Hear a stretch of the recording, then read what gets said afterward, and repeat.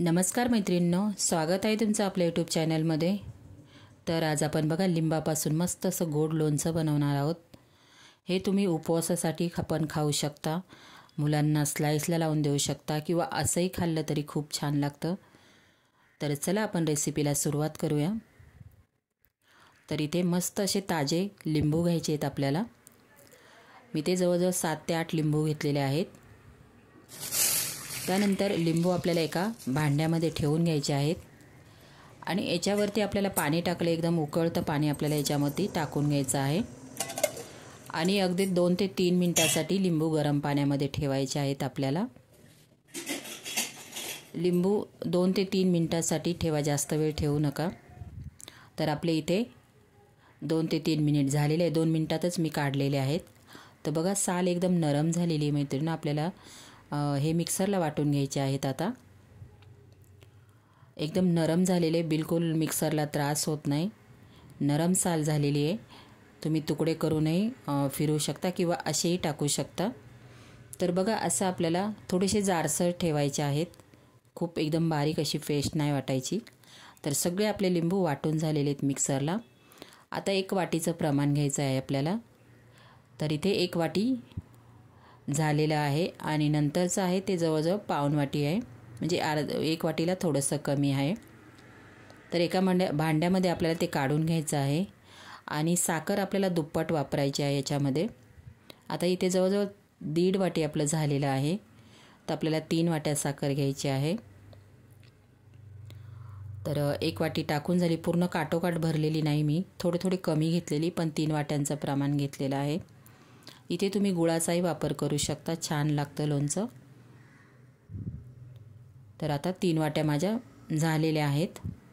आता याच्यामध्ये अजून काय टाकायचं आहे आपल्याला बघा, काश्मीरी लाल मिरची पावडर टाकली, त्याने कलरही छान येतो आणि तिखटाला कमी असते। तर थोडं तिखट कमी बनवायचं।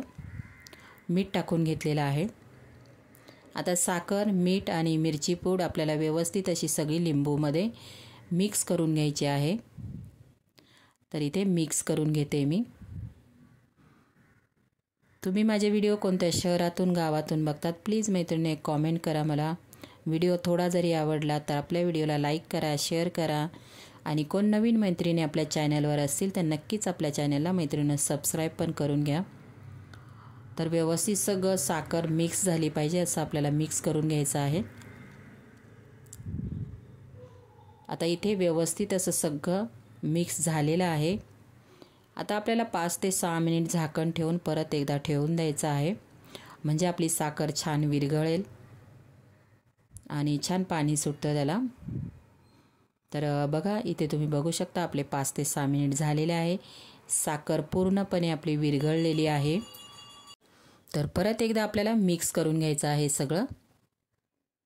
तर बघू शकता पाणी सुटलेलं आहे साखरेला। आता इथे कोणतंही जाड बुडाचं भांडं घ्या तुम्ही, तुमच्याकडे कढई असेल, पॅन असेल। तर आता आपल्याला याच्यामध्ये तेल म्हणजे काहीच टाकायचं नाही आहे। आता कढईमध्ये आपण जे मिश्रण मिक्स केलेलं होतं ते टाकून घेतलेलं आहे। पहिलं तापेपर्यंत गॅस फुल ठेवा, नंतर आपल्याला कमी गॅसवरती छान असं शिजवून घ्यायचं आहे। हे तुम्ही बोलाल बिया काढलेल्या नाही, कारण आपल्याला नंतर वस्त्रगाळच करून घ्यायचं आहे, गाळून घ्यायचं आहे, त्याच्यामुळे डायरेक्टली मी वाटून घेतलेलं आहे। आता कमी गॅसवरती आपल्याला छान असं शिजून घ्यायचं, म्हणजे त्याचा कलर बदलला पाहिजे आणि एकदम चमक येते त्याच्यावरती, आपल्याला लगेच कळतं। तोपर्यंत आपल्याला व्यवस्थित असं शिजवून घ्यायचं आहे।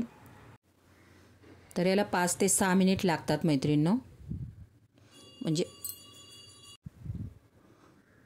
तर शिजवायची घाई करायची नाही, कमी गॅस ठेवायचा आणि व्यवस्थित असं कमी गॅसवरती आपल्याला लगेच कळतं, म्हणजे शिजल्यानंतर त्याचा कलरही बदलतो, एकदम मस्त असा म्हणजे चमक यायला लागते त्याला, त्याप्रमाणे आपल्याला कळतं शिजलं की नाही। आता इथे बघा पूर्ण साखर व्यवस्थित अशी विरघळलेली आहे। तर व्यवस्थित आपल्याला शिजून घ्यायचं आहे, खूप छान लागतं मैत्रिणींनो। आता कसं बाजारमध्ये भरपूर असे लिंबू पण आलेले आहेत, आवळ्याच्या वेगवेगळ्या रेसिपी मी यूट्यूबवर टाकलेल्या आहेत, तिथे जाऊन तुम्ही बघू शकता। आता आवळा किंवा लिंबू भरपूर प्रमाणात आलेले, हिवाळ्यामध्ये आंबट खाल्लं पाहिजे। तर बघा मस्त असं पाणी पण सुकलेलं आहे ना, आता म्हणजे व्यवस्थित असा कलर बदलायला लागलेला आहे. काश्मीरी मिरची पावडरने छान कलर येतो. थोडंसं कमी तिखट करायचं मैत्रिणींनो. कसं मुलं असतील तर मुलं पण खाऊ शकतात. थोडंसं तिखटाचं प्रमाण कमी ठेवायचं, म्हणजे गोड आंबट तिखट छान लागतं. आता शिजून झालेलं आहे आपलं. आता थंड होऊन द्यायचं थोडंसं आणि वस्त्र आपण गाळून घेत आहोत बघा. अशी तुमच्याकडे गाळणी असेल तर तिने मोठ्या गाळणीने आपल्याला गाळून घ्यायचं, म्हणजे त्याच्यामधल्या बिया साल असेल ना सगळं वरती राहतं. मुलांना तुम्ही टिफिनला देऊ शकता. खूप छान लागतं मैत्रिणींनो. अगदी आपण वाटी चमच्याने खाऊ शकतो, इतकं छान लागतं.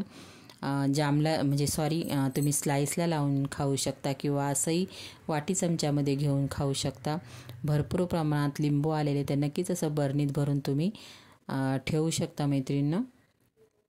आता मी हे गाळून घेते. पूर्ण व्यवस्थित असं दाबून दाबून गाळून घ्यायचं, म्हणजे फक्त बिया आणि वरती साल राहिली पाहिजे. मी थोड्या लिंबूचं केलेलं, 5 ते 6 लिंबू होते. तर आता असं दाबून दाबून व्यवस्थित गाळून घ्यायचं सगळं. त्याच्यातला फक्त बिया आणि साल राहिली पाहिजे. तर इथे बघा मी पूर्ण काढून घेतलेलं आहे. आता थंड झाल्यानंतर आपल्याला एका काचेच्या बरणीमध्ये व्यवस्थित असं भरून ठेवायचं. बिलकुल खराब होत नाही. बाहेरच ठेवा, फ्रीजमध्ये ठेवू नका. बाहेरच ठेवायचं आहे आपल्याला. तुम्ही चपातीसोबत, अगदी तुम्हाला उपवास असेल ना तरीही चालेल मैत्रिणी हे, कारण फक्त मिरची पावडर आपण इथे वापर केलेला आहे. आपण मीठ तर उपवासाला खातोच, साखर तर चालतेच उपवासाला. तर नक्की असं बरणीमध्ये भरून ठेवा आणि तुम्ही नुसतं चाटून चाटून खाल्लं ना तरी खूप छान लागतं मैत्रिणींनो. माझी ही रेसिपी तुम्हाला कशी वाटली नक्कीच मला कॉमेंट बॉक्समध्ये सांगायला विसरू नका मैत्रिणींनो. खूप छान सपोर्ट करताय, असाच सपोर्ट करा मैत्रिणींनो. तर बाय.